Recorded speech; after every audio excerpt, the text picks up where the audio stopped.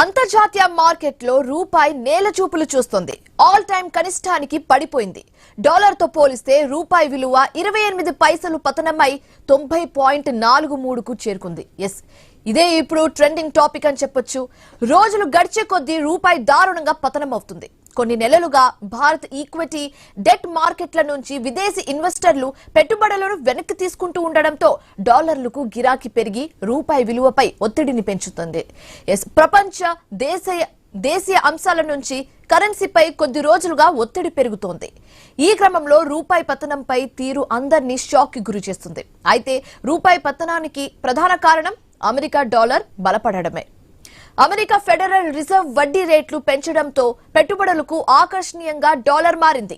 ఫలితంగా విదేశీ పెట్టుబడులు యుఎస్ మార్కెట్స్ కు మళ్లాయి. భారతదేశం వంటి దేశాల్లో ఫారిన్ పోర్ట్ఫోలియో ఇన్వెస్టర్ల నుంచి పెట్టుబడులు తగ్గిపోతున్నాయి. దీంతో రూపాయి దారుణంగా పతనమవుతుంది.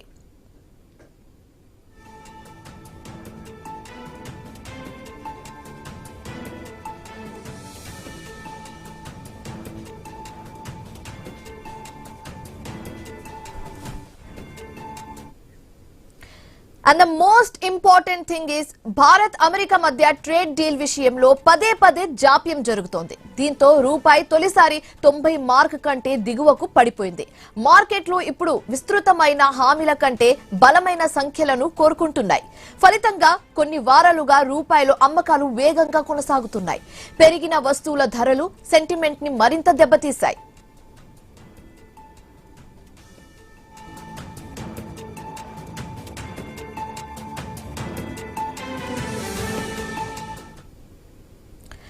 అగైన్ ఆర్టీఐ జోక్యం లేకపోవడం వల్లే రూపాయి క్షీణించిందనే వాదనలు కూడా వినిపిస్తున్నాయి. సాధారణంగా రూపాయి విలువ భారీగా పడిపోకుండా డాలర్లను అమ్మి రూపాయి మద్దతిస్తుంది ఆర్బీఐ.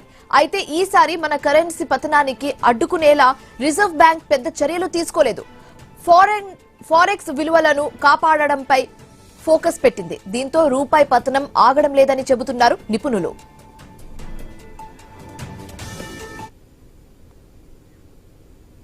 ఈ ఏడాది సెప్టెంబర్తో ముగిసిన క్వార్టర్లో వాణిజ్య లోటు $87.4 బిలియన్. అంటే దిగుమతులు ఎక్కువగా ఉందని అర్థం. వీటి చెల్లింపులకు విదేశీ కరెన్సీపై ఆధారపడాల్సి వచ్చింది. దీంతో కరెంట్ అకౌంట్ లోటు పెరిగింది. దిగుమతులను డాలర్తో చెల్లించాలి. ఫలితంగా ఇండియా డాలర్లను కొనే కొద్దీ రూపాయి విలువ పెరిగిపోతుంది. అయితే డౌన్ ఫాల్ ఇన్ రూపీ గురించి మాట్లాడడానికి we do have guest Sriramachandra, market analyst. ఆయనతో మాట్లాడి మరిన్ని విశేషాలు అడిగి తెలుసుకుందాం. శ్రీరామచంద్ర గారు నమస్తే అండి. నమస్తే అండి. సో ఇప్పుడైతే ఇది చాలా హాట్ టాపిక్ అని చెప్పొచ్చండి. నాట్ ఓన్లీ ఇన్ ఇండియా, దేశవ్యాప్తంగా ఈ రూపీ డౌన్ ఫాల్ అనేది, ఇది డౌన్ ఫాల్ అని చెప్పొచ్చు, ఫాలింగ్ ఇన్ రూపీ అని చెప్పొచ్చు, వాట్ ఎవర్ ఇర్రెస్పెక్ట్ ఆఫ్ ఎనీథింగ్, ఇది ఒక పెద్ద హాట్ టాపిక్, హాట్ ఇష్యూ అని చెప్పొచ్చు. సో దీన్ని మనం ఎలా చూడొచ్చు అంటారు?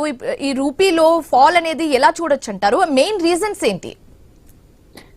మీరన్నట్టు ఈ రూపీ ఫాల్ అనేది గత కొద్ది రోజుల నుంచి బాగా అవుతుందండి. దీనికి మేజర్ కారణం ఏంటంటే మనకి ఇండియా యుఎస్ ట్రేడ్ డీల్ జరగకపోవటం వల్ల మనం పెద్ద ఎత్తున ఎక్స్పోర్ట్స్ మనకి ఆగిపోతున్నాయి.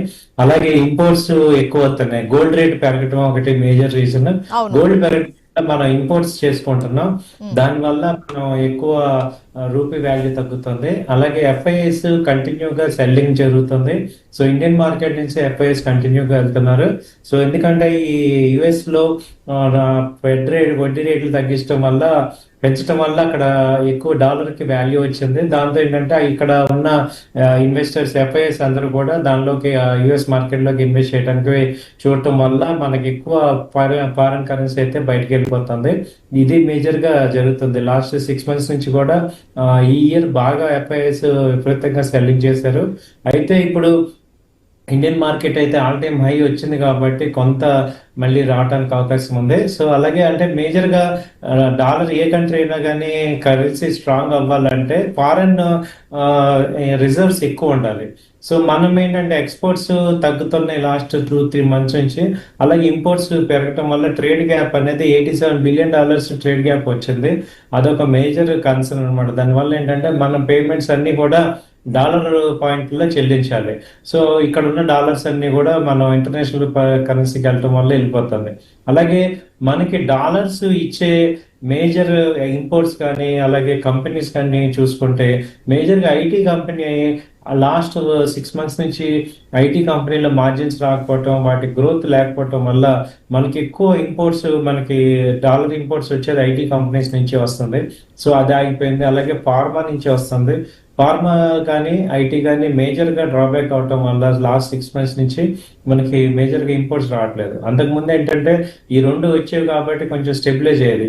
మనకి మేజర్గా రామచంద్ర గారు, ఒక డౌట్ అండి. మీరు ఇందాక అన్నట్టుగా ఐటీ కూడా ఒక సెట్ బ్యాక్ అని చెప్పొచ్చు, ఒక ప్రాబ్లం అని చెప్పొచ్చు. అయితే ఈ రెసిషన్ కూడా దీనికి ఇండైరెక్ట్ గా డైరెక్ట్ గా లింక్ అయి ఉందని చెప్తారా? అవునండి. ఇప్పుడు మేజర్ రెసిషన్స్, లే ఆఫ్స్ అంటే అంతకుముందు మన ఇండియన్ పీపుల్ యుఎస్ లో ఉన్న వాళ్ళందరూ కూడా రెమిటెన్స్ చేసేవారు కరెన్సీని.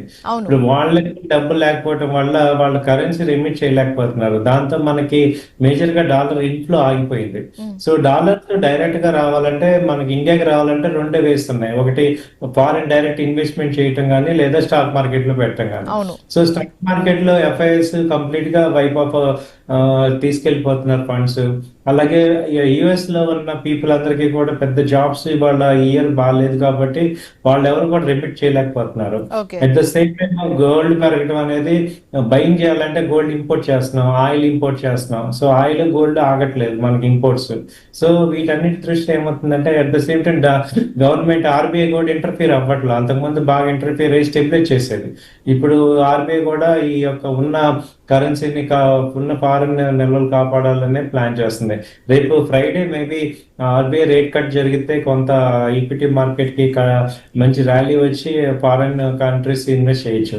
అలాగే ఇప్పుడు డిసెంబర్ మనం చూసుకుంటే జనరల్ గా క్రిస్మస్, అక్కడ వాళ్ళందరూ కూడా ఏంటంటే ఎక్కువ మంది క్రిస్మస్ లాస్ట్ 10 days వాళ్ళకి పండగ ఉంటుంది కాబట్టి ఇక్కడ ఈక్విటీ మార్కెట్స్ అన్ని అమ్మేసేసి మ్యూచువల్ ఫండ్స్ అన్ని అక్కడ వాళ్ళు డబ్బులు తీసుకుంటారు.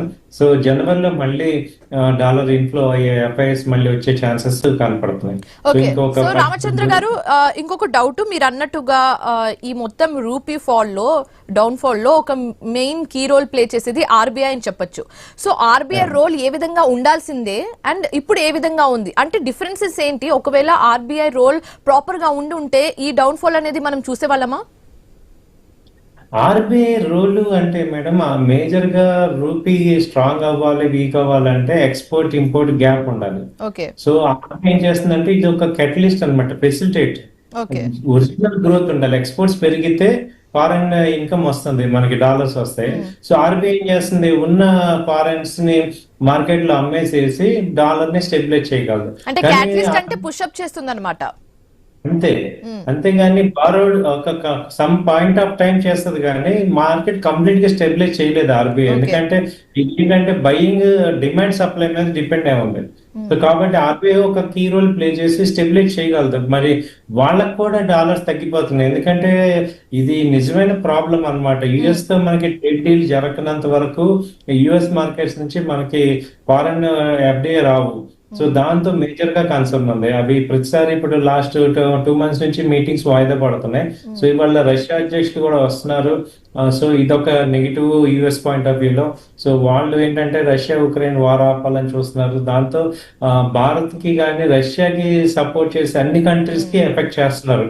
మెయిన్ డొనాల్డ్ ట్రంప్ గారు ఇది వాంటెడ్ గా చేస్తున్న మ్యాటర్. సో ఏ కంట్రీ కూడా రష్యా ఆయిల్ కొనకూడదు అని మన మీద విపరీతమైన ఫోర్స్ చేస్తున్నారు. దాంతో ఇది జరుగుతుంది. కనిపిస్తుంది క్లియర్ గా. మన ఇది రూపీ పాలని ఒక రకంగా చూస్తున్నాం కానీ ఇది ఏంటంటే యుఎస్ ఒక రకంగా మన మీద పెట్టే థ్రెట్ లాగా చూడొచ్చు. ఎందుకంటే వాళ్ళు ఫ్రీ ట్రేడ్ ఇవ్వట్లేదు, ఈ టారిఫ్ పెడుతున్నారు. ఎందుకంటే మెయిన్ మనం రష్యా కొంటున్నాం అనే ఒక మేజర్ పాయింట్ లో ఎటువంటి ఇండైరెక్ట్ గా డైరెక్ట్ గా మొన్నటిదాకా డైరెక్ట్ గా చూసారు, అది వర్కౌట్ అవ్వలేదు. ఇప్పుడు ఇండైరెక్ట్ గా ఈ ఎఫ్ఐఎస్ నుంచి బయటకు తీసుకెళ్ళటం ఇవన్నీ జరుగుతున్నాయి. సో ఒక స్ట్రాంగ్ కంట్రీని మనకి ఏంటంటే ఒక స్ట్రాంగ్ సపోర్ట్ గా ఉన్న కంట్రీ ఇప్పుడు నెగిటివ్ అవటం వల్ల కొంత ఎఫెక్ట్ పడుతుంది. అది మనం ఎక్స్పెక్ట్ చేసిందే. అప్పుడు ఆ డిసిజన్ తీసుకున్నప్పుడే మనం అందరం ఎక్స్పెక్ట్ చేసాము. అయితే రామచంద్ర గారు, ఇప్పుడు ఇంకో డౌట్ ఏంటంటే ఇన్ఫ్లేషన్ ఇంపాక్ట్ దీని మీద చూపించిందంటారా? ఇన్ఫ్లేషన్ కూడా ఇంపాక్ట్ ఉంటుందండి ఆటోమేటిక్, ఎందుకంటే ఇవన్నీ కోరిలేటెడ్. ఇప్పుడు ఎప్పుడైతే మన కంట్రీలో ఫారెన్ రిజర్వ్స్ లేదో మనకి డిమాండ్, మనకి బార్గెనింగ్ స్ట్రెంగ్త్ తగ్గిపోతుంది. మనం బయట కంట్రీస్ తో బార్గెన్ చేయలేం.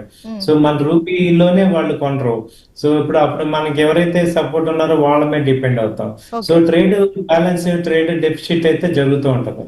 దీనికి సొల్యూషన్ ఏంటంటే, ఓన్లీ సొల్యూషన్ ఏంటంటే మనం యుఎస్ఏ కూడా మన మీద డిపెండ్ అయింది అనే విషయం వాళ్ళకు కూడా తెలియాలి. అక్కడ కూడా ఇప్పుడు మనకి ఎలా అయితే ఎఫెక్ట్ అవుతుందో అక్కడ కూడా మిడిల్ క్లాసెస్, లో క్యాప్ అందరికీ కూడా ఆ పెయిన్ ఫీల్ అవుతున్నారు.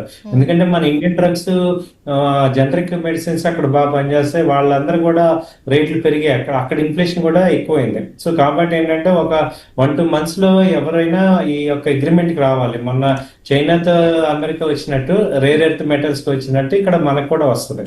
ఓకే, సో లాస్ట్ ఒక్కొక్క డౌట్ అండి. ఇప్పుడు దీన్ని ఎలా కంట్రోల్ చేయొచ్చు అంటారు? ఇప్పుడు మనం దీన్ని అయితే ఆపలేము, ఏం చేయలేము. బట్ ఇలాంటి సిచ్యువేషన్ ని మనం ఎలా కంట్రోల్ చేస్తే ఫర్దర్ గా ఫ్యూచర్ లో ఇంకా ప్రాబ్లం ఫేస్ చేయకుండా ఉంటాం మనం? ఇది కంట్రోల్ చేసే పరిస్థితి అంటే ఏంటంటే మేడం, ఆటోమేటిక్ గా ఇది కంట్రోల్ అవుతుంది. ఎందుకంటే India is also one of the growing country, fastest గా గ్రోత్ కంట్రీ. మనమేమి ఎక్కడ వీక్నెస్ లేదు. మనకి స్టేబిలిటీ, మన పాలసీస్ కానీ మన కానీ పర్ఫెక్ట్ గా ఉన్నాయి. అయితే వాళ్ళు మనకి అడ్జస్ట్మెంట్ రావాలి, ఒక ట్రేడ్ బ్యాలెన్స్ రావాలి. ఆ ట్రేడ్ టారిఫ్స్ పెంచడం ఇదంతా ఏంటంటే ఒక సైకలాజికల్ గా మన వీక్ చేయటం చూడటమే, కానీ దీన్ని ఇగ్నోర్ చేయటమే కరెక్ట్. ఎందుకంటే ఆటోమేటిక్ అవుతుంది. ఎందుకంటే ఇండియా యుఎస్ మీద డిపెండ్ అయ్యేది, ఎంత డిపెండ్ అయిందో యుఎస్ కూడా ఇండియా మీద ఉంది. ఎంతో కొంత వైస్ వర్సా ఉంది. అది వాళ్ళకి తెలుసు. బట్ డిలే చేస్తున్నారు. డిలే చేసిన కొద్దీ ఇద్దరికి ఎఫెక్ట్ అవుతుంది. మనం ఎఫెక్ట్ అవుతున్నాం, వాళ్ళు ఎఫెక్ట్ అవుతున్నాం. సో కాబట్టి ఇంకా ఇండియాకి బెటర్ ఏంటంటే we are looking for other countries. ఇప్పుడు మన 180 కంట్రీస్ లో 1-2 కంట్రీలు మనకి కాదంటే మిగతా కంట్రీస్ ఉన్నాయి. We are dealing with Arab countries తో మనం ఏవైతే చేస్తున్నాం. సో మిగతా వాటన్నిటిలో మంచి రిలేషన్ కూడా ఉందని చెప్పొచ్చు. ఓకే, యుఎస్ డాలర్ తగ్గినంత మాత్రాన మన కంట్రీ వీక్ అయిపోయినట్టు కాదు. We look for other currency చేసుకో. So thank you so much Ramachandramurthy garu, మీ వాల్యుబుల్ ఒపీనియన్స్ మాతో షేర్ చేసుకున్నందుకు. Thanks for being